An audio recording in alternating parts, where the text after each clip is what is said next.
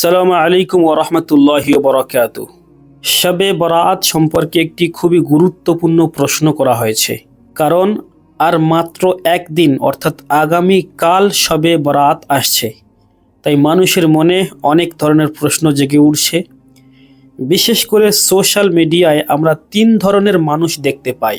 প্রথম দল হলো তারা যারা শবে বরাতকে একেবারেই অস্বীকার করে। তারা বলে শবে বরাতের কোনো বাস্তবতা নেই। দ্বিতীয় দল হলো তারা যারা শবে বরাতকে এত বেশি গুরুত্ব দেয় যে তারা এটাকে শবে কদরের চেয়েও বড় করে তুলে ধরে। শবে বরাতে তারা সারা রাত জেগে থাকে, কিন্তু শবে কদরে ঘুমিয়ে পড়ে।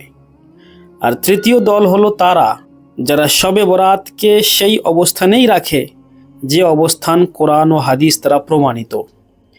এই বিষয়গুলো সামনে রেখে কয়েকটি প্রশ্ন করা হয়েছে। শবে বরাতের প্রকৃত সত্য কি? 15ই শাবানের রাতের গুরুত্ব কি?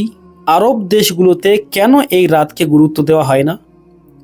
আমরা কেন এটাকে ধর্মীয় উৎসবের মতো পালন করতে শুরু করেছি, আর এটা কবে থেকে শুরু হয়েছে? এই চারটি প্রশ্নের উত্তর আমি আপনাদের সামনে তুলে ধরবো ইনশাআল্লাহ। প্রথম প্রশ্ন হলো শবে বরাতের বাস্তবতা কি?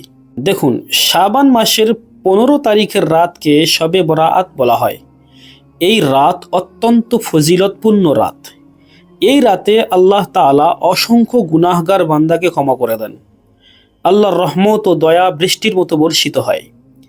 এই রাতে আল্লাহ বড় থেকে বড় গুনাহগারকে ক্ষমা করে দেন। এই বিষয়ে বহু সাহাবায়ে কিরাম থেকে হাদিস বর্ণিত হয়েছে। হ্যাঁ, এটা সত্য যে এই রাতের ফজিলত সম্পর্কে যে হাদিসগুলো এসেছে সেগুলো বেশিরভাগই জঈফ হাদিস, অর্থাৎ দুর্বল হাদিস। কিন্তু অনেক মানুষ জঈফ হাদিসকে মৌজু হাদিস মনে করে, যেটা কিনা ভুল। মৌজু হাদিস মানে জাল হাদিস। হ্যাঁ, জঈফ হাদিসকে জাল হাদিস মনে করাটা ভুল।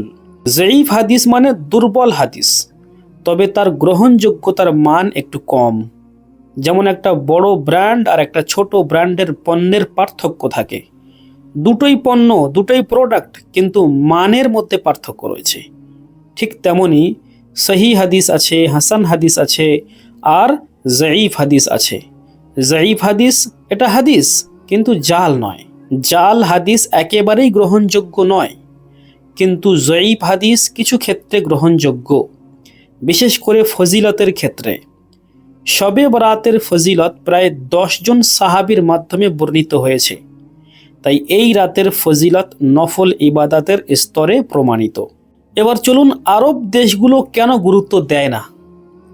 আরব দেশগুলো সাধারণত জঈফ হাদিসের উপর আমল করে না, তাই তারা এই রাতে আলাদা করে ইবাদত করে না।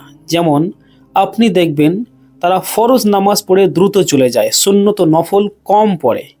এর মানে এই না যে নফল নামাজ নেই। নফল মানে পড়লে সওয়াব, না পড়লে গুনাহ নেই, নো প্রবলেম। আরবরা ফরজকে বেশি গুরুত্ব দেয়, তাই শবে বরাতেও তারা বিশেষ কিছু করে না। তবে যারা খুব নেককার ও আল্লাহওয়ালা মানুষ, তারা নিজের ঘরে ইবাদত করে, যা আমাদের চোখে পড়ে না। এবার চলুন, এই রাত কি উৎসবের রাত? এই রাত উৎসবের রাত নয়, কিন্তু আমাদের সমাজে অনেকে এটাকে উৎসবের মতো পালন করে। এটার মূল উৎস এসেছে শিয়াদের কাছ থেকে। শিয়াদের বিশ্বাস অনুযায়ী 15ই শাবানের রাতে তাদের ইমামের জন্ম হয়েছে। তাই তারা এই রাতে আনন্দ করে, খাবার বানায়, আতশবাজি করে, পতাকা লাগায়। সেখান থেকেই কিছু বিষয় আমাদের মাঝেও ঢুকে পড়েছে। ফলে দেখা যায় রাস্তা ভরে যায়, খাবারের দোকান বসে, লোকজন বাইকে ঘোরে, রাত ভোর হইচই চলে। মনে হয় যেন কোনো উৎসব চলছে, কিন্তু বাস্তবে এটা ভুল। প্রিয় ভাই ও বোনেরা, এই রাত উৎসবের রাত নয়, এটা ইবাদতের রাত, আর সেটা নফল ইবাদত। তাহাজ্জুদ নামাজ সুন্নত, নবীজির মাধ্যমে প্রমাণিত। তাহাজ্জুদের সময় কি কেউ রাস্তায় ঘোরে? না, তখন মানুষ সেজদায় পড়ে থাকে, আল্লাহর কাছে কান্নাকাটি করে, দোয়া করে। শবে বরাতেও তাই করা উচিত।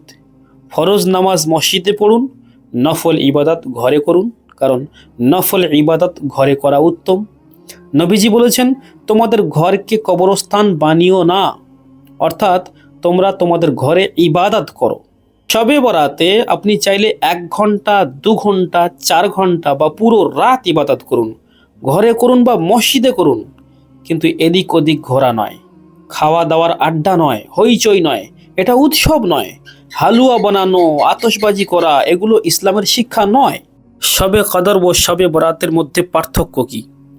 শবে কদরের ফজিলত কোরআন ও সহি হাদিস থেকে প্রমাণিত, তবে শবে বরাতের ফজিলত জঈফ হাদিসে প্রমাণিত।